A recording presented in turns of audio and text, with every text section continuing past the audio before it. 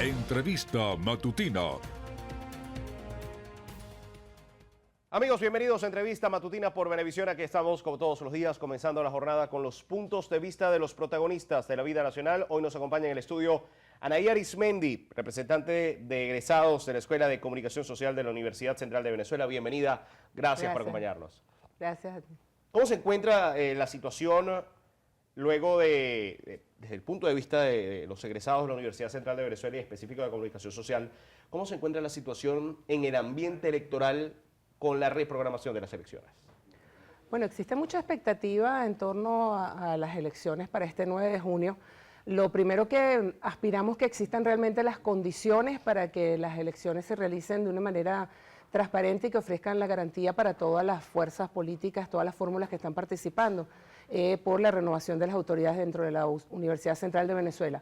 Dado que el primer proceso electoral fue prácticamente una burla para el electorado ucevista, sobre todo para los egresados y las egresadas que conformamos la fuerza mayoritaria, digamos así, el número mayoritario del padrón electoral, y que estuvimos desde muy temprano con toda nuestra voluntad y compromiso por una renovación de las autoridades que le permita a la universidad colocarse a tono con el pueblo venezolano.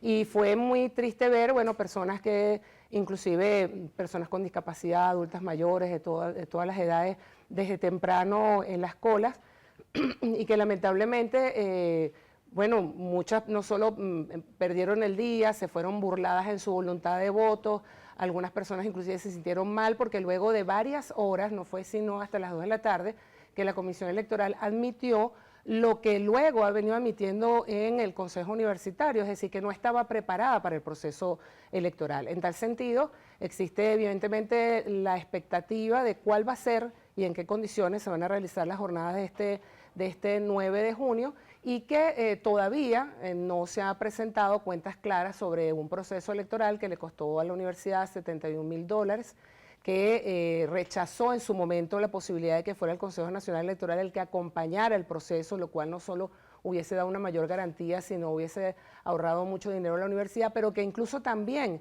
desestimó la oferta de la Escuela de Computación y la Escuela de Ciencias, es decir, propuestas que surgieron de la propia comunidad científica universitaria para avanzar en un proceso en el cual hasta ahora no se ha dado cuenta de los recursos, se han pedido nuevos recursos para esta jornada electoral y evidentemente entonces tenemos la expectativa de que se cumpla con el electorado y luego de 14 años por fin podamos avanzar en la renovación de las autoridades universitarias. ¿Qué consideran ustedes que fue lo que pasó en la jornada fallida del 26 de mayo?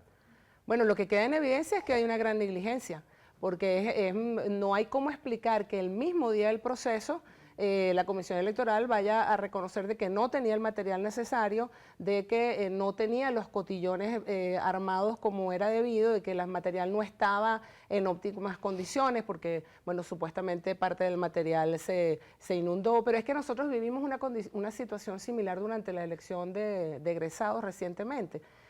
Nosotros prácticamente en la noche como a las 5 o 6 de la tarde tuvimos que también presionar para que culminara el proceso porque también faltaron boletas electorales, es decir que este tema de los materiales incompletos se ha vuelto una constante en la Comisión Electoral de la universidad, lo cual hace tener, bueno, muchas expectativas, preocupación en torno a la jornada del 9, pero invitar a todos y a todas a que vayan a votar. Es importante, bueno, comprometernos con nuestra universidad y, en dado caso, bueno, presionar para que se garanticen unas condiciones para las cuales se está invirtiendo un recurso y no debería haber negligencia. Negligencia que también se comparte con las mismas autoridades universitarias actuales, porque lo lógico es que después de 14 años que no se ha dado un proceso democrático en la universidad para renovar las autoridades, estas autoridades deberían estar pendientes o debieron haber revisado el día anterior o el mismo día que estuvieran todas las condiciones para esas jornadas, de manera que no hay como una excusa sólida sobre el por qué no se realizaron las elecciones. Fue una burla del electorado y esperamos que entonces este viernes 9 de junio sí se realicen y podamos avanzar en la renovación necesaria que necesita la Universidad Central de Venezuela. ¿Qué se vota? Para el que no lo sabe, ¿qué se vota en las elecciones de la Universidad Central de Venezuela? Bueno, en estas elecciones se va a renovar las autoridades universitarias, tanto el rector como el vicerrectorado académico, el vicerrector administrativo y secretaría, y en el caso de, bueno, los egresados también tendremos voto para los decanos o decanas y para el Consejo de Apelaciones, y en el caso de los profesores también para los representantes profesorales y los representantes al Consejo Universitario. Es importante que los distintos sectores, porque es la primera vez también que participamos todos los sectores en una elección en la universidad, se revisen nuevamente en el listado de la Comisión Electoral y estén pendientes de cuáles son los votos que les corresponden. Así como estar también muy pendientes de cómo se vota, es decir, la importancia de rellenar el óvalo, de rellenarlo bien, porque si no la máquina puede tener una lectura errónea, y una serie de recomendaciones que es importante para este 9 de junio. Es importante señalar que si bien es cierto que votamos todos los sectores universitarios, no estamos votando en la paridad que nos corresponde. Es decir, mientras que el voto profesoral es un voto que vale 1 a 1, por ejemplo, en el caso de los egresados, nuestro voto equivale a un 5%. Ya eso eran condiciones, digamos, desiguales, condiciones que fueron objetadas y sin embargo, bueno, se fue el proceso electoral. Pero lo real es que las elecciones deberían ser con el voto paritario, donde todos los sectores tengamos la misma expresión. ¿Por qué, qué creen que pueden aportar los egresados para pedir precisamente ese voto paritario 1 a 1? Bueno, los egresados y las egresadas tenemos mucho que aportar a nuestras universidades. No solo es un derecho, sino también un deber, porque ha formado parte de ese proceso de conocimientos, de formación que nos ha dado, en el caso de la Universidad Central de Venezuela, el Estado venezolano, porque es una universidad pública y que ahora, dado nuestra experiencia, podemos hacer aportes a la universidad. Por ejemplo, en este momento, parte de las renovaciones internas es la necesidad de debatir los pensos de estudio, por ejemplo, actualizarlos. Ahí los egresados y las egresadas tenemos una experiencia, una visión de cómo ejercemos nuestras carreras en la cotidianidad, que es importante aportar. Tenemos, en el caso de la escuela, por ejemplo, de comunicación social, estamos hablando de un pensum de que no se revisa desde los años 80, es decir, que hay mucha materia que aportar. Igualmente nosotros podemos aportar también en todo lo que es los procesos formativos, a pesar de que en la actualidad existen resoluciones que no permiten que los egresados podamos participar quizás un poco más allá de las donaciones, que también es algo importante que nosotros podemos activar. Pero en el proceso formativo tenemos entonces una gran cantidad de egresados que están en este momento con ganas de aportar a su universidad y que no lo pueden hacer por resoluciones internas que no solo en el caso de los egresados, sino que en general eso es parte de la renovación necesaria en la Universidad Central de Venezuela. No están permitiendo, digamos, abonar lo que debe ser el debate académico, lo que debe ser la vida científica y investigación dentro de la universidad, y en la cual los egresados jugamos un papel importante. ¿En qué consiste la aplicación de un registro electoral definitivo? Bueno, el registro electoral lo realizaron en base al padrón electoral de los que están inscritos en los últimos 60 años.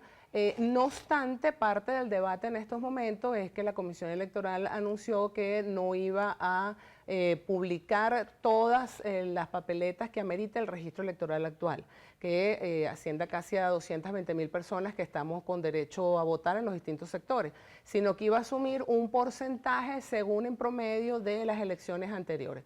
Eso ya de por sí, digamos, amerita bastante unilateralidad, subjetividad y riesgo por parte de lo que pueda decidir la comisión sobre que finalmente entonces cuál es no estimular más bien a que participe más gente, sino que lo está sacando en porcentajes anteriores, cuando además los recursos que se le otorgaron a la comisión se le dieron para un registro completo. Entonces, por eso digo, ahí tenemos el tema de cómo las elecciones no se conviertan o se han convertido en un negocio que perjudica el patrimonio universitario, que realmente sean unas elecciones transparentes, y por el otro lado garantizar un proceso electoral con la mayor participación.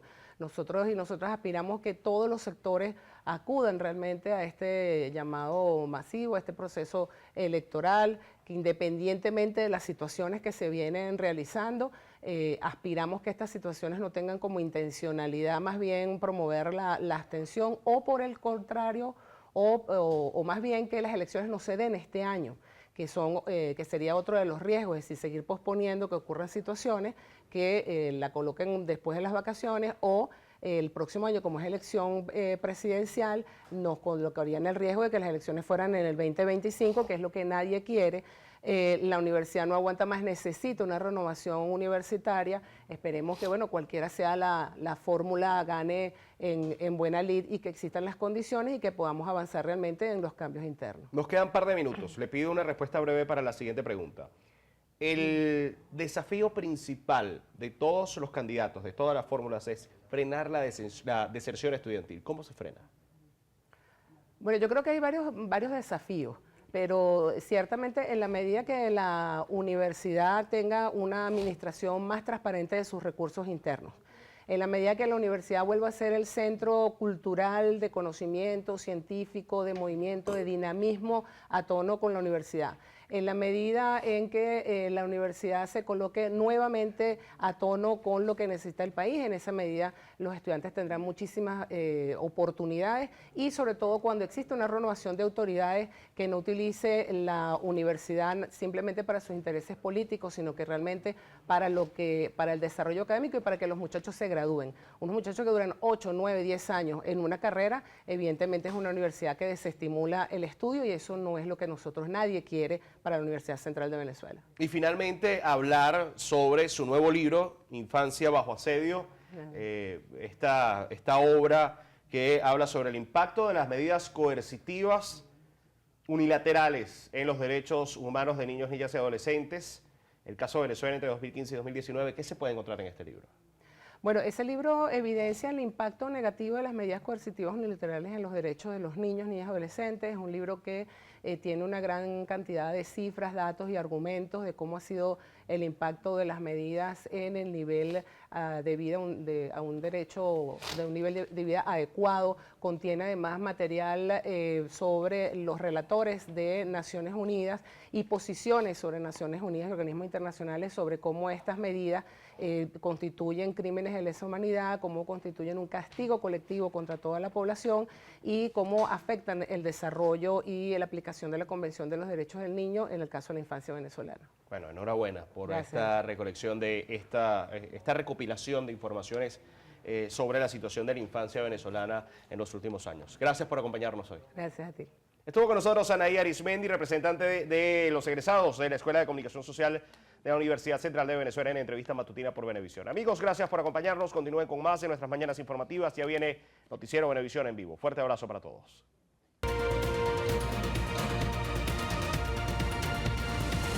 Entrevista matutina